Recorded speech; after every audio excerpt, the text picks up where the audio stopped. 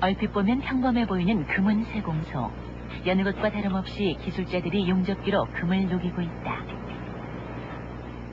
그러나 이곳에서는 용접기의 연료비가 전혀 들지 않는다고 한다. 기술자 한 명이 비커에 물을 따르더니 대부분 LPG 가스를 사용하는 용접기계에 물을 붓는 것이 아닌가. 이거는 가스를 생산하고 해서 우리 용접하기 위해서 쓰고 있는 기계입니다. 이건 물로다 원료를 하고 있습니다. 하루 용접하는데 요거 가지면 충분합니다, 우리가. 지금까지 인간이 선택한 주 연료는 석유다.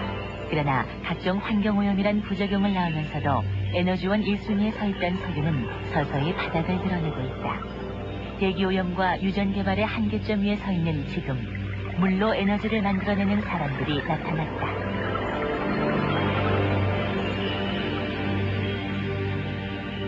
작년 12월, 한 이름 없는 중소기업 사장이 국무총리상을 수상했다. 수상 사유는 그가 물을 에너지로 바꾸는 기계를 발명했다는 것이었다. 그의 이론에 따르면 물을 전기분해하면 브라운 가스가 발생하는데 이를 연료로 사용할 경우 석유보다 3.8배 이상의 에너지가 발생한다는 것이다. 5, 6, 3, 6배 정도의 시설 확장을 해야 됩니다. 생산 시설뿐이 아니라 생산 캐파시티를 6배 정도 확장을 해야 될 그런 필요성을 느낍니다. 이게 1200 모델 브라운 가스 제너레이터입니다. 여기에 물을 넣고 스위치를 넣으면 가스가 발생하거든요.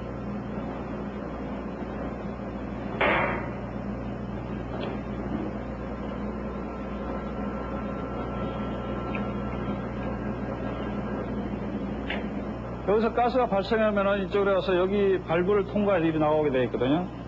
일단 발브를 열고 불을 한번 붙여보세요.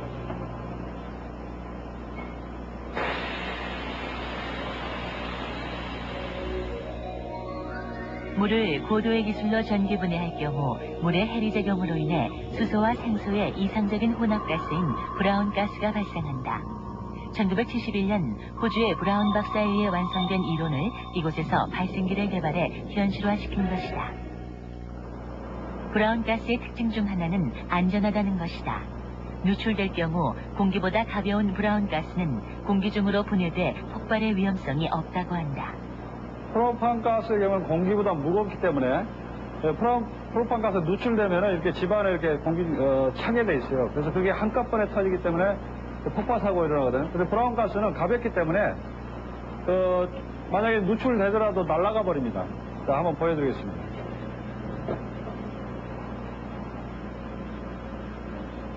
이와 같이 브라운 가스는 올라갔고 프로판 가스는 이렇게 땅에 떨어졌거든요.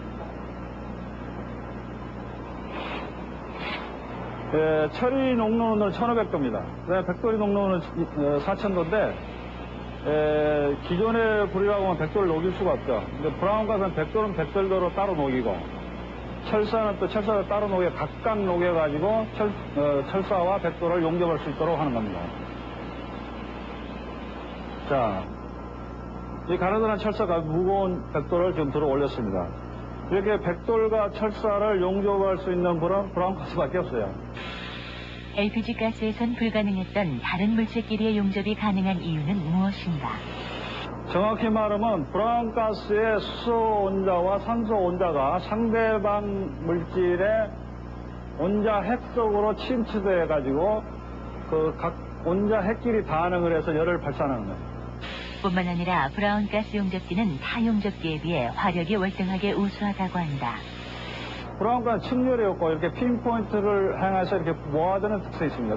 그래서 더 정확히 말씀드리면 인프루전 현상에서 브라운 가스 여기서 연소되자마자 계속 이렇게 음포, 어떤 한 점을 향해서 계속 축소되고 있는 현상이죠. 브라운 가스의 가장 주목할 만한 특징은 무공해 연료라는 것이다. 브라운 가스에는 순수한 물로다가 가스를 만들었기 때문에 그 탄소가 있을 수가 없습니다. 그래서 공해라는 건 있을 수가 없어요. 처음부터 존재하지 않습니다. 브라운 가스를 연료로 쓴다면 일체 무공해죠. 완전 무공해 특성이 있습니다. 수소와 산소의 결합으로 발생된 브라운 가스는 타고 난 후에는 다시 물로 변하기 때문에 공해가 발생하지 않는다는 것이다. 이제 브라운 가스 보일러는 우선 저 굴뚝이 없어요. 완전 무공해 열리기 때문에 굴뚝이 필요 없습니다. 현재 각종 상품을 개발, 일본으로의 수출 활로를 뚫은 상태다. 가스 발생기를 개발한 주인공은 김상남 사장.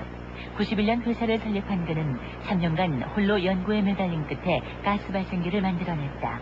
그러나 그 후 10년간 아무도 그의 말을 믿어주는 이가 없었다. 우리 같은 경우는 우선 이렇게 물을 태워서 무슨 열을 낸다. 저는 처음부터 믿으려 들지 않습니다.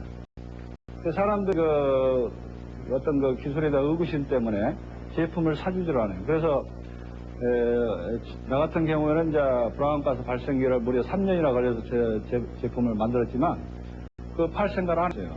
그걸 팔로 다녀봤자 사질 않는다. 작년 국무총리상을 받은 후 세간의 이목이 집중되기 시작했다. 오랫동안 묻혀있던 그의 노력이 인정받기 시작한 것이다. 이해를 해가지고 문을 다 통과할 수 있도록. 물로 달리는 자동차의 개발. 김상 사장이 풀고자 하는 가장 큰 숙제다. 아직은 걸음마 단계지만 그는 지금까지의 성과에 힘입어 가까운 미래에 개발 가능할 것으로 자신하고 있다. 물로 달리는 자동차를 지금까지 연구의 완성점으로 잡고 있는 것이다.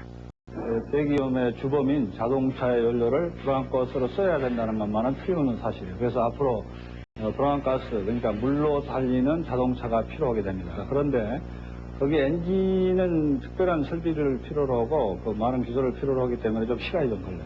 그래서 투자만 되면은 2, 3년 내에 엔진을 만들 수가 있습니다. 비싼 설치비, 기술 검증 등 아직 브라운가스 발생기가 넘어야 할 산은 높다. 그러나 물의 에너지화는 산업 문명에 필요하기였던 환경 오염을 해소해줄 반가운 해결사가 아닐 수 없다. 가까운 미래, 물로 달리는 자동차를 타는 날, 인류가 환경 오염의 주범이라는 오명에서 자유로워지기를 기대해본다.